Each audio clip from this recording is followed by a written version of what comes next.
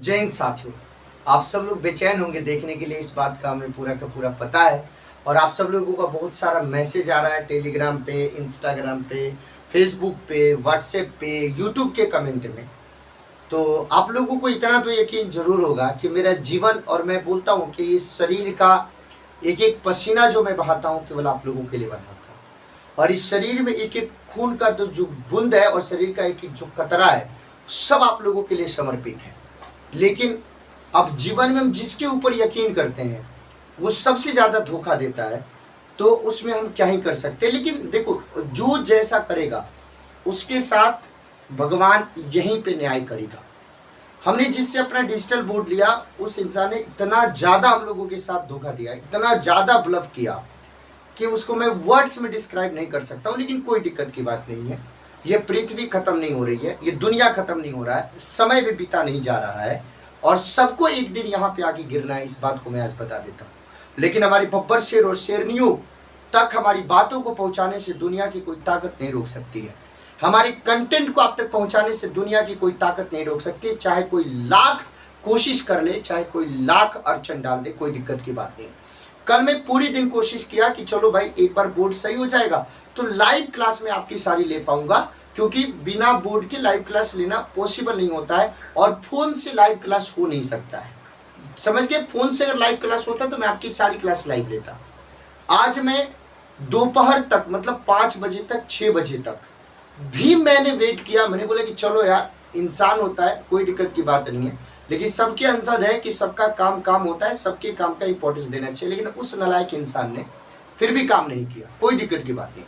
फिर हम चारों भाइयों ने बैठ के डिसीजन लिया कि भैया इसमें बच्चों का कोई कसूर नहीं है। जो भी हमारे पास माध्यम है उस माध्यम से बच्चों तक अपने कंटेंट को पहुंचाया जाए। कल तक चीजें ठीक हो जाएगी, परसों तक चीजें ठीक हो जाएंगी, कोई बात नहीं है। तब तक बच्चों की पढ़ाई नहीं रुकनी चाहिए। लाइव नहीं होगी, कोई दिक्कत की बात नहीं, लेकिन हम लोग सारे के सारे वीडियोज को डालेंगे। तो क्या किया जाए? तो हमने बोला कि पहले हमारे पास में छोटा एक व्हाइट बोर्ड हुआ करता था, वो मैला हो गया था, तो उस पर हमने कोशिश करा, नहीं चला। फिर हम और प्रसून दोनों गए और नया व्हाइट बोर्ड खरीद के लेके मार्केट से आए। आप लोगों को नया दिख रहा होगा, एकदम चमक रहा होगा, दिखाई दे रहा होगा। फिर हमने बोला कि चलो अब क्लास कंटिन्यू करते हैं। तो प्रत्युष सर की आपकी क्लास गई, फिर प्रतीक सर की गई, फिर मेरी जा रही है, फिर प्रसून सर की भी क्लास आपकी जाएगी। तो यूपी जीके की क्लास डेली रात को 10 बजे मैं आप सभी लोगों को लेता हूं। तो एक बार जितने भी साथी इस सेशन को अभी देख रहे हैं, सब लोग एक बार सेशन को लाइक करेंगे, और सब लोग एक बार अपने अपने दोस्तों के बीच में इस सेशन को शेयर करेंगे। ये वीडियो 2 पार्ट में आएगा, क्योंकि मोबाइल से हम ये वीडियो बना रहे हैं, तो इसीलिए ज्यादा लंबा वीडियो नहीं बना सकते। 2 पार्ट में आएगा, 2 अलग अलग टॉपिक आज मैं आपको कराऊंगा। तो यूपी जी के रात को 10 बजे डेली चलती थी, एक दिन नहीं चली कल, आज चल रही है, कल भी चलेगी, डेली चलेगी। बस लाइव नहीं चल के, जब तक बोर्ड नहीं ठीक होता है तब तक इस माध्यम से चलेगी। कैसे पता चलेगा कि आप हमारे सेशन को लाइव देख रहे हो? तो ऐसे पता चलेगा कि आप लोग ऑफलाइन कमेंट में सब लोग बताइएगा कि किसने किसने वीडियोज को देखा। हम लोग बात कर रहे हैं कि उत्तर प्रदेश में जितने भी प्रमुख आपके फेस्टिवल्स जिसका आयोजन किया जाता है, जिसको सेलिब्रेट किया जाता है, एक एक करके मैं आपको समझा रहा हूं। आज की ही क्लास में सारी हम लोग बातों को आप लोग याद कर लेंगे। तो सबसे पहला क्या हो जाता है, तो देखो उत्तर प्रदेश की जो संस्कृति आपके मंत्रालय है, जो संस्कृति कल्चरल जो मिनिस्ट्री है, कल्चरल जो डिपार्टमेंट है, उसके द्वारा उत्तर प्रदेश के अलग अलग हिस्से में इस प्रकार के महोत्सव के माध्यम से, इस प्रकार के उत्सव के माध्यम से उत्तर प्रदेश की कल्चर की बात करें, म्यूजिक की बात करें, पेंटिंग की बात करें, हिंदू मुस्लिम सिख ईसाई यूनिटी की बात करें, आपकी कल्चरल इंटीग्रिटी की बात करें, ज्योग्राफिकल इंटीग्रिटी की बात करें, तो इसके माध्यम से और ज्यादा स्ट्रेंथन किया जाता है। तो सबसे पहली बात कि जब लखनऊ महोत्सव की बात करते हैं तो प्रत्येक साल ये लखनऊ में आयोजित होता है, और इस लखनऊ महोत्सव में जो भी अवध की आपकी संस्कृति है, अवध की कल्चर है, उसको यहाँ पे प्रदर्शित किया जाता है, उसके बारे में यहाँ पे बताया जाता है। दूसरा कौन सा हो गया? वाराणसी पर्यटन उत्सव। वाराणसी पर्यटन उत्सव, आप सभी लोगों को पता है कि वाराणसी जो है 2 नदियों के संगम पर स्थित है, एक वरुण और असी, दोनों नदियों के संगम पर स्थित है वाराणसी। हिंदुओं के सबसे पवित्र स्थल है, तीर्थ स्थल है, जहां पे बहुत सारे लोग अपनी आस्था को व्यक्त करने के लिए जाते हैं, और वहां की घाट में गंगा आरती में आपके पार्टिसिपेट करते हैं। तो यहाँ पे भी वाराणसी में भी पर्यटन उत्सव आपके मनाया जाता है। ये दोनों याद हो गया आपको।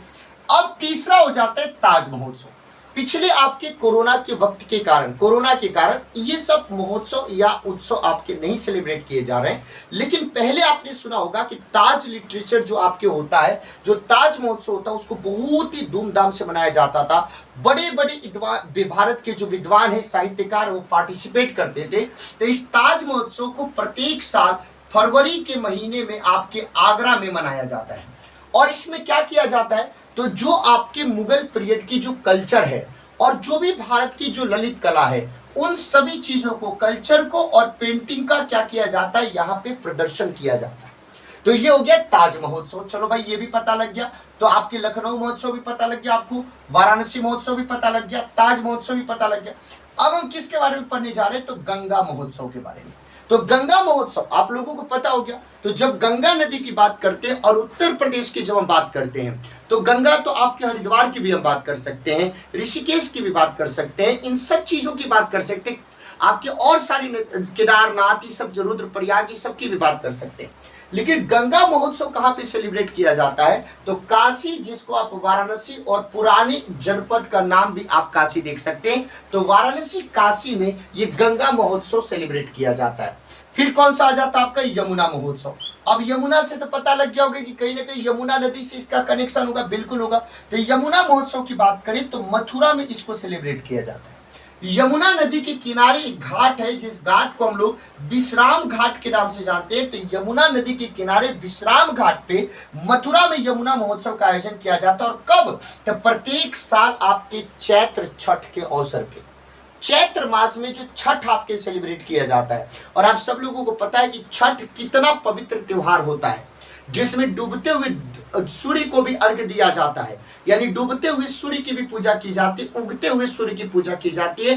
पूरे दुनिया में एकमात्र हमको लगता है कि ऐसा फेस्टिवल है जहां पे डूबते हुए को भी सलाम किया जाता है। नहीं तो आज के दुनिया में असफल व्यक्ति को या जो जिसका पतन हो रहा है उसको कोई सैल्यूट नहीं करता है, या कोई उसकी रिस्पेक्ट नहीं करता है, या जो गरीब होता है उसकी भी कोई रिस्पेक्ट नहीं करता है, जो भाई लाखों रुपए नहीं दे सकता उसकी भी रिस्पेक्ट नहीं करता है। लेकिन ये पर्व ऐसा है जिसके माध्यम से ये बताया जाता है कि आपको सबका सम्मान करना चाहिए। आपको एक मर्सिडीज पे चढ़ने वाले व्यक्ति का भी सम्मान करना चाहिए, एक रिक्शे चलाने वाले व्यक्ति का भी सम्मान करना चाहिए। तो ये छठ जो त्योहार होता है, ये डूबते और उगते दोनों सूर्य को सलाम करता है। और ये चैत्र मास के अवसर पे यमुना महोत्सव का आयोजन किया जाता है।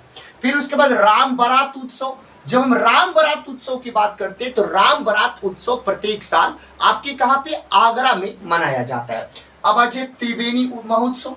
जब हम त्रिवेणी महोत्सव की बात करें तो प्रत्येक साल फरवरी के महीने में प्रयागराज स्थित जो बोट क्लब है, प्रयागराज स्थित जो बोट क्लब है, वहां पे त्रिवेणी महोत्सव का आयोजन किया जाता है। फिर आ जाता है प्रयाग महोत्सव। ये एक पर्यटन उत्सव है, प्रति वर्ष प्रयाग में इसका आयोजन किया जाता है। अब आ जाता है कंपिल महोत्सव, कंपिल उत्सव। ये कंपिल उत्सव कहां पे आयोजन किया जाता है, फर्रुखाबाद में।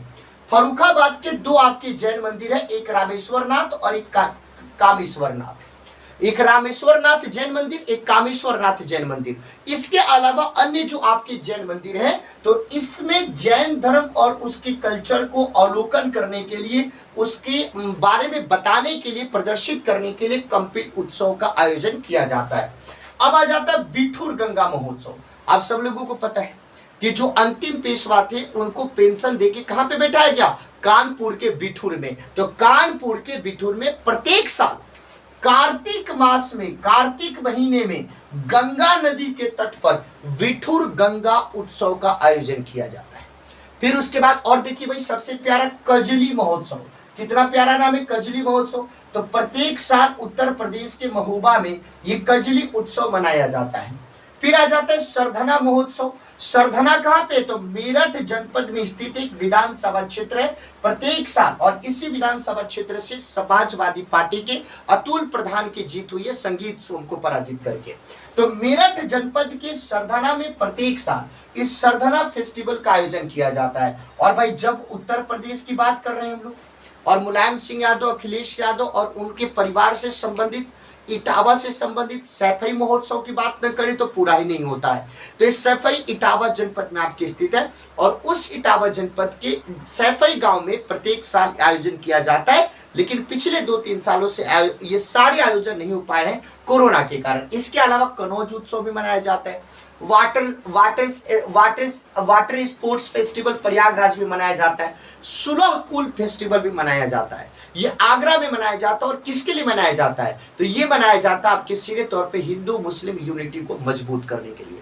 तो हमने कौन कौन सा उत्सव देखा? लखनऊ महोत्सव लखनऊ में, वाराणसी पर्यटन उत्सव वाराणसी में, ताज महोत्सव आगरा में, गंगा उत्सव वाराणसी काशी में, यमुना महोत्सव मथुरा में, राम बारात उत्सव आगरा में, त्रिवेणी महोत्सव आपके प्रयागराज स्थित बोट क्लब पे, प्रयाग महोत्सव आपके प्रयाग में, कंपिल महोत्सव फर्रुखाबाद में, बिठूर गंगा महोत्सव आपके कानपुर में, कजली महोत्सव महोबा में, सरधना महोत्सव मेरठ के आपके सरदना में, सैफई महोत्सव इटावा के, कनौज उत्सव कनौज में, वाटर स्पोर्ट्स फेस्टिवल प्रयागराज में, सुलह कुल फेस्टिवल आपके आगरा में।